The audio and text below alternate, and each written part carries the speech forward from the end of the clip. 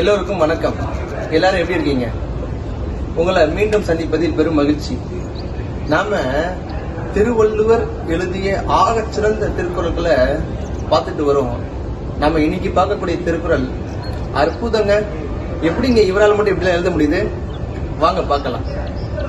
சொல்றாரு பாருங்க, இல்வாழ்வான் என்பார் இயல்புடைய மூவர்க்கு நல்லாற்றின் நின்ற துணை அப்படின்னு சொல்றாரு.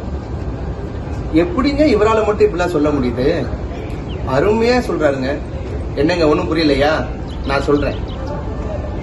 இல்வாழ்வான், யாரெல்லாம் இன்பமாக வாழ்வான் என்றால் மூவருக்கும். மூவர்னா யாரு? பெற்றோர், துணைவி, பிள்ளைகள். இந்த மூன்று நபர்களை யார் ஒருவர் பேணி பாதுகாத்து வாழ்கிறாரோ அவருக்கு இந்த உலகத்தில் இன்பமான வாழ்வு கிடைக்கும் அப்படின்னு நம்ம பிள்ளைகளுக்கு சொல்லி வாழ்க்கையை புரிய வையுங்கள். இப்ப இருக்க பிள்ளைங்க எல்லாம் பாக்குறோம். நம்ம எதை பார்த்தாலும் ஆசைப்படுகிறார்கள், பெற்றோர்களை கைவிட்டு விடுகிறார்கள். இப்படி நம் குழந்தைகளுக்கு இந்த திருக்குறள்களை சொல்லுவதன் மூலமாக பெற்றோர்கள் மீது அவர்களுக்கு மரியாதை கூடும்.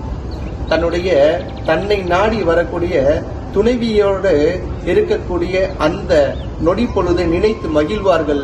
அவர்களோடு சேர்ந்து வாழக்கூடிய அந்த நாட்கள் அதிகரிக்கும். பிள்ளைகளோடு வாழக்கூடிய அந்த இன்பமான வாழ்வு கிடைக்கும். ஆக இல்வாழ்க்கையில அழகா சொல்றாருங்க திருவள்ளுவர். என்னங்க சொல்றாரு? மீண்டும் ஒரு முறை சொல்றேன், ஆழ் மனதில் பதிய வைத்துக் கொள்ளுங்கள். இல்வாழ்வான் என்பான் இயல்புடைய மூவருக்கும் நல்லாற்றின் நின்ற துணை அப்படின்னு சொல்றாருங்க.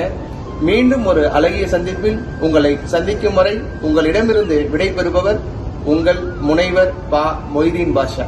நன்றி.